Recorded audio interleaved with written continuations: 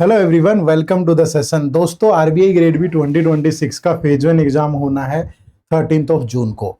बहुत कम टाइम आपके एग्जाम में अभी बाकी है और ये टाइम आपके लिए बहुत इंपॉर्टेंट है। ये वीडियो भी आपके लिए उतनी ही इंपॉर्टेंट है जितना आपका टाइम इंपॉर्टेंट है। क्यों? क्योंकि ये वीडियो आपको उस इंपॉर्टेंट टाइम में क्या करना है जो आपके लिए एग्जाम के लिए रेलेवेंट है वही बताएगी। इसलिए इस वीडियो को एंड तक जरूर देखिएगा। दोस्तों, नंबर ऑफ वैकेंसीज इस बार कम है, तो जब भी वैकेंसीज कम हो तो दो चीजों की पॉसिबिलिटी ज्यादा है। या तो आपका जो कट ऑफ है वो बढ़ेगा या फिर आपके एग्जाम का लेवल बढ़ेगा। सपोज अगर आपकी कट ऑफ बढ़ती है तो कट ऑफ अगर बढ़ेगी तो आपको नंबर ऑफ अटेम्प्ट भी बढ़ाने पड़ेंगे। और अगर आपको नंबर ऑफ अटेम्प्ट बढ़ाने हैं तो आपको उन चीजों पे ज्यादा फोकस करना पड़ेगा जो आपके लिए हाई वेटेज रखती हो एग्जाम के अंदर, चाहे वो क्वांट है, रीजनिंग है, इंग्लिश है या जीए है। अगर आप हाई वेटेज वाले टॉपिक नहीं पढ़ेंगे, बार बार उनको रिवाइज नहीं करेंगे, तो फिर आपके लिए मुश्किल हो जाएगी। बट अगर मुझे ये भी पता चल जाए कि ये वो टॉपिक्स हैं जिन पे बिल्कुल ध्यान नहीं देना है, ठीक है, अगर वो भी पता चल गया तो फिर हम क्या करेंगे, हमारे पास एक लिमिटेशन आ जाएगी, एक दायरा आ जाएगा कि यार ये नहीं पढ़ना है और ये पढ़ना है। और जो पढ़ना है उसको बार बार रिवाइज करेंगे मल्टीपल टाइम, उसमें अपने अटेम्प्ट बढ़ाएंगे, एक्यूरेसी बढ़ाएंगे और अच्छा स्कोर लेकर के आएंगे। ठीक है, तो इसलिए ये वीडियो खास है क्योंकि इससे पहले हमने कि कौन से टॉपिक इंपॉर्टेंट है फेज वन में, चाहे क्वांट है, रीजनिंग है, इंग्लिश है या करंट अफेयर है, वो बताया था। वो वीडियोज इसी चैनल पे अवेलेबल है, आप देख लीजिएगा। इस वीडियो में हम बात करेंगे कौन से टॉपिक लीस्ट इंपॉर्टेंट है कि इनकी तरफ तो बिल्कुल भी ध्यान नहीं देना आपने, ठीक है, बिल्कुल नजरअंदाज करना है। और साथ के साथ अगर आपने वो वीडियोज नहीं देखी है तो इसमें मैं ये भी बता दूंगा कि ये पढ़ना है और ये नहीं पढ़ना है। ठीक है, वीडियो का एंड तक देखना। दोस्तों, कंप्लीट बात करेंगे, सिर्फ एक सब्जेक्ट की बात नहीं होगी। What are the least important topic of quantitative aptitude, reasoning ability, English language and general awareness. तो ये फेज वन के लिए है वीडियो, ठीक है। बट अगर किसी को अभी भी आरबीआई ग्रेड बी की उतनी समझ नहीं है तो आप आरबीआई ग्रेड बी का जो पैटर्न है, डिकोडेड सिलेबस है, सब्जेक्ट वाइज स्ट्रेटेजी है और प्रीवियस ईयर पेपर 2019 से 2025 तक के, ये सारे फ्री ऑफ कॉस्ट ले सकते हो क्योंकि ये हमारी एक फ्री गाइड बुक में अवेलेबल है जिसका लिंक इसी वीडियो के डिस्क्रिप्शन में है। फ्री ऑफ कॉस्ट जाके डाउनलोड कर लो, ठीक है। चलो अब शुरू करते हैं। सबसे पहले, what are the least important topic in RBI grade B quantitative aptitude. देखो, ये पूरा सिलेबस है आपका, ठीक है। आरबीआई ग्रेड बी क्वांट में जहां से सवाल आते हैं, मैंने यहाँ डाटा भी लिया है 2023, 2024, 2025। और मैं ये भी ध्यान में रख के चल रहा हूं कि आपके पास टाइम नहीं है। मैं मान के चल रहा हूं कि आपके पास सिर्फ 25 डेज हैं और इन 25 डेज में आपको क्या पढ़ना और क्या नहीं पढ़ना वो मैं बताऊंगा, ठीक है। तो सबसे पहले आप क्या करें, जो पढ़ना है मैं उसकी तरफ आपको लेकर के जाता हूं। पहला टॉपिक आपको नंबर सीरीज पढ़ना है। दूसरा टॉपिक आपको क्वाड्रेटिक इक्वेशन पढ़ना है, ये फर्स्ट प्रायोरिटी है, ये सेकंड। थर्ड प्रायोरिटी आपकी परसेंटेज है। फोर्थ प्रायोरिटी आपकी रेशियो एंड प्रोपोर्शन है और फिफ्थ प्रायोरिटी आपकी प्रॉफिट एंड लॉस है और सिक्स प्रायोरिटी आपकी डाटा इंटरप्रिटेशन है, ठीक है। तो ये टॉपिक आप पढ़ सकते हो। अगर आपको और ज्यादा पढ़ना है तो सेवेंथ प्रायोरिटी आपकी ये वाला एजेस एंड पार्टनरशिप है, ठीक है। फिर एट्थ प्रायोरिटी आपकी सिंपल और कंपाउंड इंटरेस्ट है। फिर ये time and work and pipe and system है, ठीक है। फिर एट द एंड आप टाइम डिस्टेंस ट्रेन बोर्ड पढ़ सकते हो, ये आपकी 10th नंबर की प्रायोरिटी है, ठीक है। उसके बाद ये जो सारे टॉपिक है इनको बिल्कुल नजरअंदाज कर दो, ठीक है। आपको इनकी तरफ देखना भी नहीं है, ठीक है। दूसरी ध्यान रखिएगा, मैं यहां पे बता रहा हूं कि अगर आप ठीक ठाक स्कोर करना चाहते हैं तो आप टॉपिक नंबर 1, 2, 3, 4, 5, 6, ठीक है, अगर ये भी कर लेते हैं, ये मस्ट डूइंग टॉपिक है, तो आप अच्छा स्कोर कर पाओगे, ठीक है। और ज्यादा करना चाहें तो फिर ये 7, 8, 9, 10th वाले भी कर लें। लेकिन अगर जो मैंने ये पहले 6 टॉपिक बताए हैं 1, 2, 3, 4, 5, 6, अगर सिर्फ इनको भी कर लोगे तो भी बहुत बेहतरीन स्कोर कर पाओगे, ठीक है। और इनको तो छूना ही मत। और अगर आपका क्वांट वीक है तो ये 7, 8, 9, 10 भी मत छूना, सिर्फ 6 पे फोकस कर लो। और इन्हीं 6 से आप देख सकते हो कितने क्वेश्चन एग्जाम में आते हैं, ये मैंने विद प्रूफ आप यहां पे लेके आओ। लेकिन इन 6 को बार बार रिवाइज करो, इनमें अपने अटेम्प्ट बढ़ाओ। ऐसा नहीं है कि आपने क्वाड्रेटिक इक्वेशन पढ़ ली, पेपर में आए 5 सवाल और आप 2 ही कर पाए या 3 कर पाए, वो गलत हो जाएगा। अगर आपने क्वाड्रेटिक इक्वेशन पढ़ी है उस पर इतनी प्रैक्टिस करो, उतनी बार रिवाइज करो कि फिर 5 के 5 बने, नंबर सीरीज के 5 के 5 बने, डीआई में कम से कम 2 सेट आप सोल्व कर पाओ। इतनी प्रैक्टिस करनी है। लिमिटेड पढ़ो, अच्छा पढ़ो, ठीक है, बार बार पढ़ो। उसके बाद सेकंड आता है, what are the least important topic in RBI grade B, reasoning ability. अब यहां भी टोटल 60 क्वेश्चन आते हैं और ये इन 60 क्वेश्चंस की पूरी आपके पास डिटेल है कि किस टॉपिक से कितने क्वेश्चन आते हैं। पिछले 3 ईयर का डाटा भी लिया है हमने। तो जो सबसे पहले जो टॉपिक पढ़ना है आपको, दैट इज इनइक्वालिटी। मैं यहां नंबर लिख रहा हूं, ठीक है, इस टॉपिक को आप करें। दूसरे नंबर पे आप सिलोगिज्म टॉपिक पढ़ें, ठीक है। तीसरे नंबर पे आप अल्फा न्यूमेरिक सिंबॉलिक सीरीज पढ़ें। फिर चौथे नंबर पे आप, फोर्थ पे आप कोडिंग डिकोडिंग, फिफ्थ पे आप इनपुट आउटपुट पढ़ें, ठीक है। और ये जो 3 टॉपिक है ना, ये अल्फा न्यूमेरिक सीरीज हो गया, कोडिंग डिकोडिंग हो गया, इनपुट आउटपुट हो गया, इनके लॉजिक लगभग सेम है भाई। वही अल्फाबेट पे बेस्ड लॉजिक होंगे, नंबर सिंबल इन्हीं का यूज होगा आगे पीछे करके। तो मैं इनको 3 टॉपिक्स मानता ही नहीं हूं, मैं इनको एक ही टॉपिक मानता हूं। उसी हिसाब से आप एफर्ट लगाएं, ठीक है भाई। ये करने के बाद फिर आप ये जो सीटिंग अरेंजमेंट और पजल्स है, इनमें से अगर दोनों कर सकते हो तो वेल एंड गुड है, वरना एक जरूर कर ले भाई, ठीक है। जैसे सीटिंग अरेंजमेंट के अंदर जो रो वाली अरेंजमेंट है या डबल रो वाली अरेंजमेंट है, ठीक है, या सर्कल वाली अरेंजमेंट है या स्क्वायर वाली अरेंजमेंट है। और ये ध्यान रखना, जो अननोन नंबर ऑफ पर्सन वाली है ना, वो जरूर कर लेना, ठीक है। सिर्फ इतनी टाइप पजल में सिर्फ फ्लोर और फ्लैट का combination, floor plus flat, month और डेट का कॉम्बिनेशन, मंथ प्लस डेट, ठीक है। और एक आप कर ले बॉक्स वाली पजल और एक आप कर ले हायरार्की डेजिग्नेशन वाली पजल, बस इतना सा कर ले। अगर इतना कर लोगे तो आप बहुत जबरदस्त स्कोर कर पाओगे। मेरे मायने में आपको एनालिटिकल रीजनिंग बिल्कुल छोड़ देना चाहिए। अगर आपका डायरेक्शन ब्लड रिलेशन रैंकिंग नहीं अच्छा तो आप इनको भी छोड़ सकते हैं, ठीक है। और आप इन सीटिंग अरेंजमेंट और पजल्स में से चाहो, अगर आपका वीक है तो एक छोड़ दो, एक कर लो, ठीक है। तो ऐसा भी कर सकते हो। डाटा सफिशिएंसी कोई नया टॉपिक नहीं है। डाटा सफिशिएंसी के जो क्वेश्चन है, वो जो मैंने ये 5-6 टॉपिक बताए ना, इन्हीं पे बेस्ड होता है, ठीक है। तो ये टॉपिक छोड़ सकते हो, सीटिंग अरेंजमेंट पजल में से कोई एक छोड़ सकते हो, एनालिटिकल रीजनिंग छोड़ सकते हो, इतना कर लोगे। लेकिन ये ध्यान रखना, फिर ऐसा ना हो कि सिलोगिज्म के 4 क्वेश्चन आए थे, मेरे तो 2 ही बने, नहीं।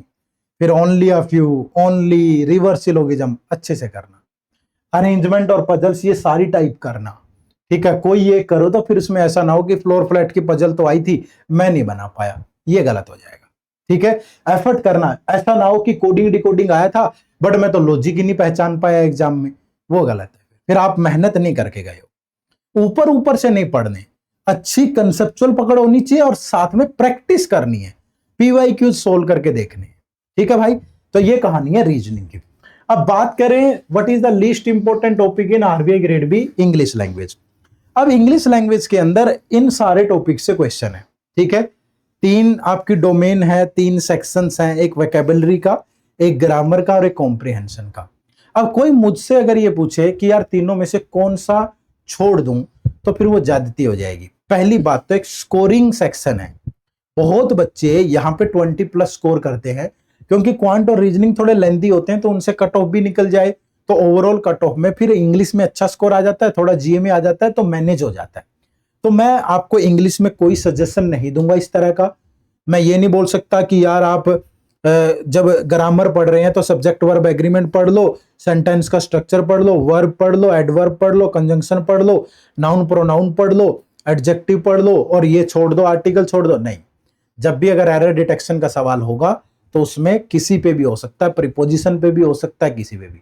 अगर वोकैबुलरी पे क्वेश्चन होगा तो इडम्स फ्रेजेस पे भी हो सकता है और इंटोनिम्स सिनोनिम्स पे भी हो सकता है।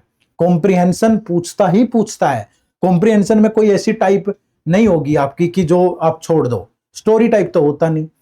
ईएसआई पे होगा, आपका फाइनेंस की किसी पे हो सकता है, करंट इश्यू पे हो सकता है, साइंस एंड टेक पे हो सकता है, इस तरह का वो होता है। क्लोज टेस्ट आप नहीं छोड़ सकते, तो यहाँ पे कोई ऐसा सजेशन नहीं है। यहाँ पे जी भर के रिवर्स इंजीनियरिंग करो, प्रैक्टिस करो, ये आपके लिए सफलता पूर्वक आपको आगे बढ़ाएगा, ठीक है। चलिए अब एंड में डिस्कस कर लेते हैं कि जनरल अवेयरनेस में क्या स्किप करना है। ये बड़ा पहलू है आजकल, तो इसके लिए मैं गुरकीरत सर को बुलाऊंगा। सर, आप जीए के लिए सबसे बड़ा पेन पॉइंट है, तो बताएं बच्चों को कि कैसे करना है। Thank you sir. So guys GA में सबसे पहले तो ये पढ़ते हैं कि इस पॉइंट ऑफ टाइम पे ऐसी दो चीजें जो आपको बिल्कुल भी नहीं टच करनी है, वो क्या है? वो दो रिपोर्ट्स बहुत इंपॉर्टेंट है। वो है report on currency and finance की report. The reason being that ये आपके सिलेबस में मेंशन्ड है गाइस, पर ये रिपोर्ट इंपॉर्टेंट है क्योंकि ये 2 साल पहले आई थी और लेटेस्ट एडिशन अभी तक नहीं आया है। देन वर्ल्ड डेवलपमेंट रिपोर्ट पिछली बार अक्टूबर में आई थी, तो अभी तक इस पे कोई भी अपडेट नहीं है, तो इसलिए आप इस रिपोर्ट को भी यहाँ पे छोड़ सकते हैं। और अगर आपने 4th एंड 5th मंथ, यानी कि अगर आपने लास्ट 3 मंथ्स ही नहीं पढ़े हैं, तो आप 4th एंड 5th मंथ के करंट अफेयर्स को पढ़ना रहने दीजिए। यहाँ पे आप रिवर्स इंजीनियरिंग यानी कि पीवाईक्यूज करके ही आप इस चीज को सॉल्व कर सकते हैं। बट मार्च अप्रैल मई जो है वो बहुत अच्छी तरह से आपको प्रिपेयर करना है अपने एग्जाम के लिए।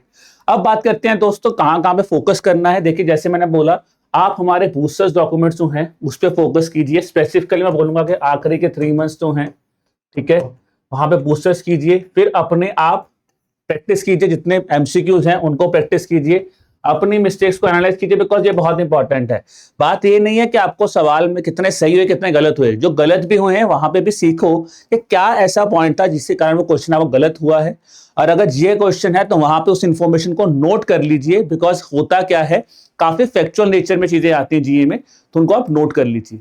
फिर एक अपना एरिया जरूर बनाइए, क्योंकि करंट अफेयर्स भी कहने को एक सब्जेक्ट है, बट यहाँ पे बहुत ज्यादा चीजें आती हैं। नोटिफिकेशंस हैं, स्कीम्स हैं, रिपोर्ट्स हैं, स्टैटिक जीके है, फाइनेंस करंट अफेयर्स है, ईएसआई करंट अफेयर्स है, तो काफी चीजें हैं। इनमें से कुछ ऐसे एरियाज होंगे जो आपको काफी अच्छी तरह से आते होंगे या आपका स्ट्रॉन्ग पॉइंट होगा, कुछ ऐसे एरियाज होंगे जो आपके वीक होंगे। तो जो भी एरियाज आपको लगता है कि यार जो स्कोरिंग है, जैसे आरबीआई नोटिफिकेशन क्वेश्चन ज्यादा आते हैं, रिपोर्ट्स हो गया, जनरल अवेयरनेस वाला पार्ट होगा, तो इसको हमेशा अपने स्ट्रेंथ एरियाज की साइड पे लेके जाइए।